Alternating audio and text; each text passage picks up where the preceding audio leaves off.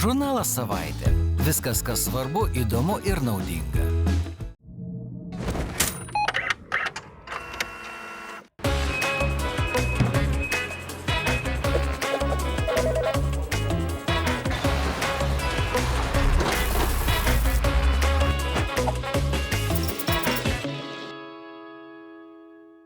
Sveiki, čia laida Noriu dirbti. Šioje laidoje mes griauname įvairiausius mitus apie profesijas.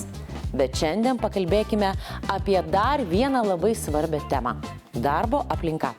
Kalbant apie darbą, aišku, vienas iš svarbiausių faktorių yra atlyginimas. Bet ne tik tai. Labai svarbu, kad jūs savo darbo vietoje jaustumėtės patogiai ir neskaudėtų viso kūno po darbo dienos. Taigi mitas, kurį šiandieną mes norime sugriauti. Ar tai yra teisinga, jog darbdavys sako, nieko čia nereikia, svarbu, kad darbą padarytų? Darbo našumas glaudžiai susijęs su tuo, kur ir kokioje aplinkoje dirbame. Kartais manome, kad darbas niekada negali būti visiškai patogus ar malonus, tarsi jis savaime turėtų būti sunkus. Tačiau tai klaidingas įsitikinimas. Psichologai pastebi, kad net tokios detalės kaip šviesa, triukšmo lygis ar ergonomiška kėdė daro didelę įtaką žmogaus nuotaikai ir koncentracijai. Tyrimai rodo, jog natūrali šviesa mažina nuovargį. Tylos erdvė padeda greičiau susikaupti, o patogi darbo vieta leidžia ilgiau išlikti energingam. Kai aplinka pritaikyta žmogui, kai kambarys jaukus, šviesus, pakankamai tylus, o darbo stalas atrodo kaip tavo pačio erdvė, darbas įgauna visai kitą prasme. Jis nebėra tik pareiga ar rutina. Jis tampa švente, nes aplinka nevargina, o įkvepia, ramina ir leidžia atsiskleisti. Komfortiška darbo vieta gali pakeisti požiūrį į veiklą. Ji suteikia lengvumo, noro kurti ir džiaugtis rezultatu. Pristatome pirmąjį laidos herojų.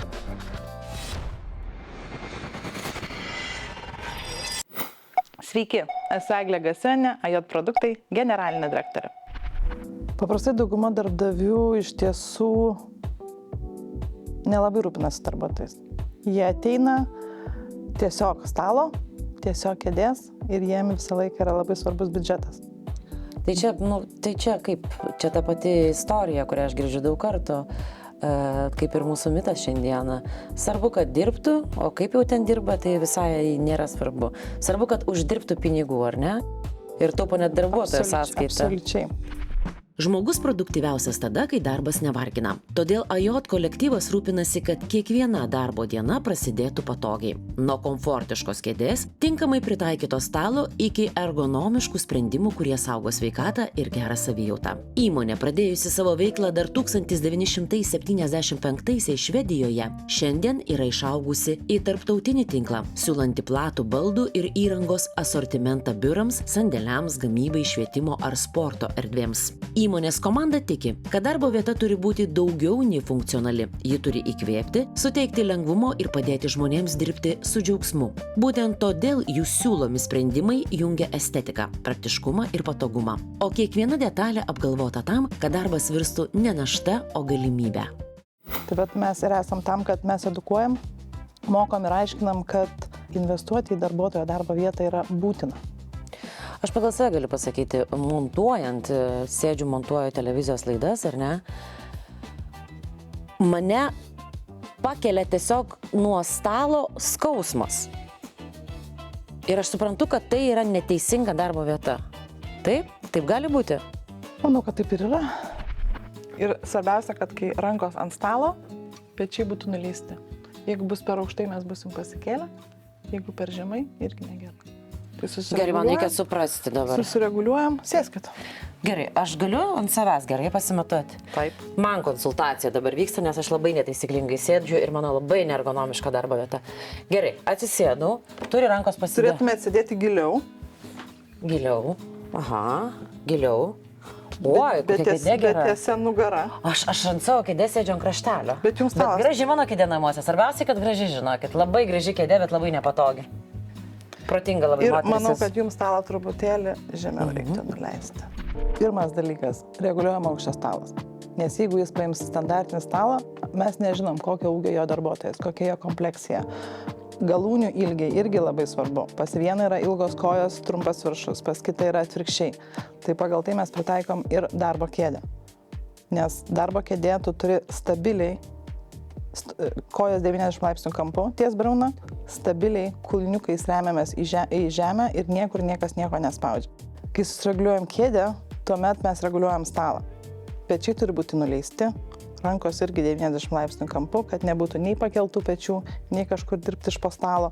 Monitoriai turi būti teisingam aukštį, kad tu normaliai sėdi, atsipalaidavęs ir darai savo darbus. Ir tai nesvarbu, ar tai yra biuras. Tai gali būti gamybos įmonė. Lygiai taip pat žmonės gamyboje dirba prie darbastalių, kažką surinkinėja, kažką montuoja, kažką komplektuoja. Darbastaliai irgi turėtų būti reguliuojama aukščios, nes žmonės yra skirtingi. Kai kas sėdi prie konvejerių, kai kas stovi prie konvejerių. Galima pakloti minkštus kilimėlius, nes stovėti ant betoninių grindų, pavyzdžiui, visą dieną yra labai sunku. Negi tai svarbu yra. Taip. Betonas yra kietas paviršius, tu visą dieną sėdi arba stovi, kietai stovi ant grindų, tau vargsta kojos, yra įtampa kojose. Tikrai labai pavargsta žmonės. Patiesus paprasčiausią minkštą kilimėlį, tu jau stovi ant minkšto paviršiaus, įtampa mažėja, automatiškai žmogus mažiau pavargsta, geriau dirba. Bet kaip reikia žinoti tokius dalykus? O jūs konsultuojate tokiais dalykais? Mes atvažiuojame į vietą, mes apsižiūrim, kas yra dirbama, koks yra darbo pobūdis, kokie yra žmonės, kokie yra procesai. Patariam, ką galbūt reikėtų įsigyti. Kai kada netgi sudėliojam procesų ar gamybos įmonės linijų vizualizacijas. Padarom 3D brėžinius, kad vadovas ar gamybos vadovas ar biuro vadovas matytų, kaip tai atrodys. Ir tuomet, kai jau viską sutariam, tuomet viską taip ir padarom kaip vizualizacijų. Pristatome antrąjį laidos herojų – žmogų, kuris tvirtina, jog investicija į darbuotoją atsiperka ir yra būtina. Labadiena, esu Andrius Janulevičius, Svarbių klientų vadybininkas. Ar tikrai darbo našumas, pavyzdžiui, tavo priklauso nuo to, kaip tu sėdi?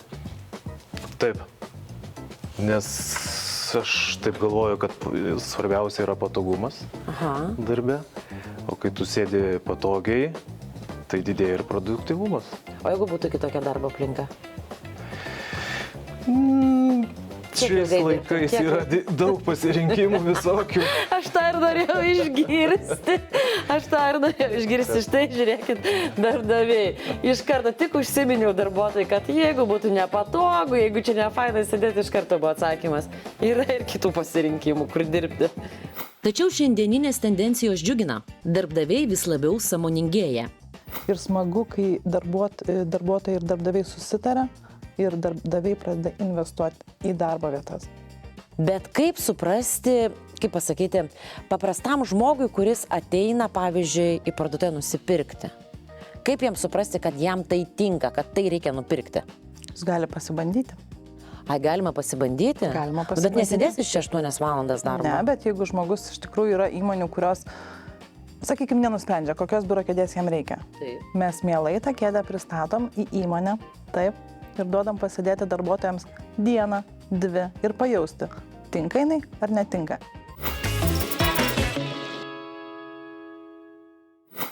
Sveiki sugrįžę po reklamos. Čia laida Noriu dirbti. Mes griauname įvairiausius mitus apie profesijas. Šiandieną kalbame apie darbo aplinką. Ir kaip jūs manote, ar teisinga, kai darbdaviai sako, nieko čia nereikia, svarbiausiai, kad darbas būtų padarytas? Ergonomiška darbo vieta tai ne iš piršto laužta užgaida. Darbuotojo sveikata tiesiogiai lemia įmonės rezultatus. Kadangi jūs dabar minat, o neturit rankų ant stalo pilnai padėjus, iš esmės yra teisingai. Svarbiausia, kad būtų nuleisti pečiai, ištiesinta nugarytė. Tai čia kaip balerina, kaip taip sėdėti? Bet ir raumenukai turi dirbti. Taip, mes dabar bėgam nuo ryto iki vakaro, mes neturim laiko sporto klubam. Jūs turit sporto klubą, galite pasidaryti namie, biure. Bet dabar klausimas dar. Gerai, o aš pavyzdžiui, jeigu čia dirbu, ne, kažkokį turiu Zoomo pokalbį, minu čia dviratį, bet aš labai norėčiau tuo pačiu, pavyzdžiui, kol mano dukra grįžta iš mokyklos, dirbant, padaryti, pavyzdžiui, vakarienę, virtuvėje. Jūs turit ką nors mobilaus, kas būtų įmanoma, kad pervažiuotų į virtuvę? Turime. Gerai, pažiūrim. Bet šiaip iš tikrųjų atsistojus, ne, čia gerai. Čia jeigu sėdi truputėlį prie stalo, dirbi ir norisi šiek tiek pastovėti, kažką nuveikti, kad smegenis kur nors atitoltų. Tai visai, fain, atsiveži virtuvę, pasidedi kompiuterį. Aišku, čia ekrano monitoriaus jau nepriklijuosi. Manau, kad ne, čia daugiau nešiojama. Nešiojama kompiuteriui. Supratau. Fainai, tobulą. AJ produktai kolektyvas pabrėžia, jog darbo vietoje svarbus ne tik stalai ar kėdės. Apšvietimas ir spalvos gali tiesiogiai veikti darbuotojo nuotaiką ir savijautą. Šiek tiek pastangų, sukuriant tinkamą atmosferą, atsiperka su kaupu. Geresnė nuotaika, didesnis susitelkimas ir žinoma, teigiama įtaka visos įmonės rezultatams. Aš manau, kad nelaimingas darbuotojo atleisti nereikia, jis tiesiog pats išeina. Čia tikrai, čia apie tai nepagalvojau, jo. Tai vat, ta investicija į darbo aplinką ir daro tave kaip darbdavę, aš sakyčiau, netgi patrauklesnį talentam prisitraukti. O kiekvienos įmonės vadovai svajoja apie kompetentingus ir talentingus darbuotojus. Tad senasis mitas jau paneigtas.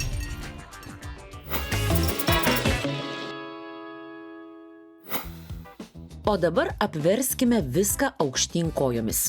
Darbdaviai dažnai taupo įrenginėdami darbo aplinką. Tačiau ar mes patys, kurdami savoją, elgiamės kitaip? Štai ir atėjo metas susipažinti su trečiuoju mūsų laidos herojumi. Esu Rokas Mazuronis, architektas, architektų gildijos projektų vadovas ir įmonės vadovas. Rokui ši profesija artima nuo vaikystės. Jo tėvas taip pat architektas. Šiandien jis puikiai žino, nuo ko pradėti ir kaip nuvesti žmogų iki svajonės apie nuosavą būstą įgyvendinimo. Ir štai pasak Roko, būtent pirmieji žingsniai yra patys svarbiausi. Taigi visai netrukus bandysime paneigti dar vieną mitą, jog tipinis projektas yra pigesnis. Nuo ko man pradėti? Aš vienu žodžiu jau prisifantazavau, reiškia, jau prisirinkau projektų, gražiausių namukų, kokiu norėčiau, kaip atrodytų. Bet jis gali netikti. Tai nuo ko reikia pradėti? Turime žemės sklypą. Taip. Visų pirma, reikėtų kreiptis į architektus dėl projektavimo, bet ne dėl projekto pirkimo. Ne dėl projekto pirkimo, taip, taip. Jo, nes mintis tokia, kad projektas toks dalykas. Projektas tai nėra uogienės stiklainis, kurį padėsi ant lentynos. Projektas perkamas dėl to, kad būtų leidimas ir kad namas būtų pastatytas. O tai reiškia, kad leidimo pirmą reikia. Reikia leidimo. Leidimas pirmas tas etapas, kas turi atsirasti iš bendradarbiavimo su architektu. O paskui jau pagal tas naujas tvarkas reikia pranešti apie statybos pradžią, nes šiais laikais statybos leidimas neleidžia statyti, o jis tik vadinasi statybos leidimas, bet nesuteikia teisės statyti. O teisę statyti suteikia pranešimas apie statybos pradžią. Gerai, tada ką toliau darom? Labai gerai, jeigu architektas padeda užsakyti architektūrinės sąlygas ir architektūrinėse sąlygose gaunama raštu sudėliota savivaldybės pozicija, kaip jie mato tą sklypą, ką ten galima statyti, ko negalima statyti. Man susuks tais malda. Čia šitą temą netęskim toliau, gerai. Ką toliau daryti? Ir tada vietoj pasižiūrėjus tą savivaldybės poziciją, tada galima žiūrėti, nes iš principo projekto leidime ir statybos leidime yra trys pusės. Yra užsakovo norai ir pageidavimai ir užduotis, yra projektuotojas ir yra savivaldybė. Ir paskui dar atsiranda ir statytojas. Ir visų jų interesai ir norai turi kažkaip susibalansuoti vieną tašką ir tada atsiranda tas rezultatas. Bet tada neslėpkite, ar dar daug papildomai reikia mokėti kažkur ten, kažkokioms institucijoms, kol gauni tą dokumentą statyti leisti. Matot, vienas iš tų pagrindinių tokių, kur irgi pas žmonės būna tų mitų, kad apskritai tą projekto leidimą ir visų tų procedūrų įgyvendinimu užsiema ne architektas, o užsiema projekto vadovas. Ir procese to vietoje, jeigu pasižiūrėsit bet kurį projektėlį, kažkurį leistą, ten būna paprastai arba vienas žmogus 2 kartus įrašytas, arba 2 skirtingi žmonės. Tai būna projekto vadovas ir architektas. O kur tas projekto vadovas, iš kur jis atsirado dabar čia? Tai projekto vadovas jis yra tas, kuris realiai juridiškai rengia tą projektą ir jis atsakingas už tą projektą. Mūsų įmonės atveju aš būnu architektas. Tai pigiau kainuoja? Efektyviau procesai tvarkomi. Efektyviau procesai tarkim ir geriau pasiekiamas rezultatas geresnis. Taip. Jeigu jūs galvojate, kad vieni susitvarkysit, tai čia be šansų vienam susitvarkyti. Reikia turėti šalia architektą tikrai žmogų, projekto vadovą, kuris suprastų, kiek dar papildomai paaiškintų, nes tu paskui gali įkristi į tokį minusą, taip sakant, ar ne? Tas viena irgi tokių atmitų yra ir su to tipiniu projektu, tas pats susijęs, kad žmonės įsivaizduoja, kad tie brėžiniai tai ir yra visas projektas. Iš principo, tie brėžiniai ir pačios tos architektūrinės padarimas, jis užima maždaug kokį taip 30% nuo bendrų visų procesų administravimo ir dokumentų tvarkymo. Didžioji dalis yra visokiausi sutikimai, pritarimai, derinimai. Ir visur moki? Ne visur. Bet Yra, ką nemokamai padaro, bet jau kur reikia mokėti, ypatingai infrastruktūros mokestį, tikrai mokesčiai yra dideli. labai gražių tokių yra karkasinių 80 kvadratų namukų, nu tokių tipinių, ar ne? Juos visur rodo internete, Facebook'e, matai, wow, kaip fainai, kaip greitai pasistato. Tik 50 ar 60 tūkstančių ten kainuoja. Aš taip apsidžiaugiau, tai jūs mane dabar nuvil turėtumėt. Aš sakyčiau, apskritai su namų statyba vienas iš tokių pagrindinių, ar tai vertinant karkasinius namus, ar modulinius namus, ar kažkokius kitus dalykus, reikia turėti galvoje, kad vienbučiai namai prisiduoda su deklaracija ir pats statytojas neša visą atsakomybę už visus bendrastatybinius dalykus. Tai pavyzdžiui, jeigu jūs nusipirksite kokį karkasinį namą, ir jūs pasirašys su jumis pardavėjas medžiagų pirkimo pardavimo sutartį, nerangos sutartį pasirašys, o medžiagų pirkimo pardavimo sutartį, jūs kaip tada to vietoje užpildysite, kad jūs esate statytoje sistemoje ir gausite, kad visas garantijos, viskas tas išeina iš jūsų, o ne iš ten, iš kur jūs pirkote. Tai už to vietoje reikia atkreipti dėmesį, kad statyba yra toks įdomus, kad tiek projektavimas, tiek ranga yra procesai su savo atsakomybėmis ir pasiekmėmis. Ir va toks dalykas, kad čia aš paimsiu tipinį projektą, arba čia aš 100% galėsiu statyti be leidimo, nes čia mano plotas yra toks. Ne. Ten taip, yra taip parašyta, bet po apačia dar bus kokios 2 pastraipos teksto su visokiausiom išimtim, jeigu galbūt, o ir turbūt. Tai ir tas iš tikrųjų projektavimas statyboje iš tikrųjų yra labai, labai gajus, tiek kiek susijęs su projektu, tų tipinių projektų pirkimų, kiek susijęs su projektų nukrypimais nuo projekto sprendinių statybos metu, arba kiek susiję nuo visokiausių kažkokių stebuklų paieškom, kaip po kažkokie tenais labai pigus ten moduliniai arba gamykliniai tie sprendimai. Ir tas yra labai gerai, kad žmogus tiki stebuklais. Visi žmonės tiki stebuklais, nesvarbu kiek jiems metų. Sugriovėt visus mitus ir sunaikinot visus stebuklus šiandien. Stebuklai, kai sakant, jo, ne visada gamtoj būna. O dabar trumpai, nuo ko pradėti ir ką daryti, kad kiekvienas rastų savo tinkamą darbą. Ir svarbiausia, ši informacija skirta tiems, kurie ieško darbo arba nori jį pakeisti. Pristatome 4. laidos herojų. Sveiki, esu Rita Karavaitienė, CV Online marketingo vadovė. Rengdami gyvenimo aprašymą arba eidami į darbo pokalbį, svarbiausiai parodykite, kaip būsite naudingi įmoniai. O kai darbo pokalbio metu jūsų paklaus, kiek norite uždirbti, negalima kuklintis ar slėpti savo lūkesčių. Svarbu drąsiai argumentuoti savo pasirinkimą, parodyti, kodėl jūsų patirtis, žinios ir įgūdžiai verti tokios investicijos. Atlyginimai tu prašytum keltą, ne? Nes turi būti pagrįsta. Taip. Kodėl? Kodėl? Ne dėl to, kad varškė pabrango, bet kaip tu, kaip profesionalas. Bet ir dėl to, kad varškė pabrango. Tai pabrango varškė, man atlyginimą jau užtenka. Ir dabar tai tikrai atitinka. Šitas sakinys atitinka visiškai situaciją, kas vyksta ir apie ką žmonės dažniausiai kalba. Taip, bet jeigu taip jau kalbant dėrybose dėl atlyginimo, tai iš esmės apie tą vertę. Ir kartais kandidatai iš tikrųjų ateina nepasiruošę, jie net nežino, tai kodėl aš čia tinku šitą įmonį. Nes darbas kaip ir tinka, bet tai kodėl būtent tave mes turim pasirinkti čia, kodėl tu geriausias. Ir galvoja, lyg ir gyrimasis kažkoksai bus, čia aš per daug gal apie save kalbu, tokių kitiems pasitikėjimo savim trūksta, bet šitiem klausimam būtina pasiruošti. Svarbu ne tik pasiruošti darbo pokalbiui, bet ir būti pirmam. Pamatę jums tinkamą darbo pasiūlymą, nedelskite. Iškart siųskite savo gyvenimo aprašymą. Be to, kiekvienai įmoniai verta adaptuoti CV. Mano CV yra puikus. Turi tokį įsivaizdavimą. Taip. Mano CV yra puikus. Tai pasižiūrėjus į gyvenimo aprašymą, aš galiu pasakyti, taip, jūsų CV yra puikus, bet ar jūsų CV tinka tam konkrečiam darbo pasiūlymui? Tai jeigu žmogus pretenduoja į marketingo, ar ne, pavyzdžiui, vadovo pareigas, pretenduoja į kitą įmonę į komunikacijos, Taip. dar į kitą įmonę siunčia į pardavimų vadovus, Taip. ar ne, negalime to pačio CV siųsti? Tikrai ne, nes greičiausiai tuose skirtinguose darbo pasiūlymuose bus kitaip aprašytas ir darbo pobūdis, bus išryškinti kiti reikalavimai, gali būti, kad apskritai tie reikalavimai, jų svoris bus skirtingas.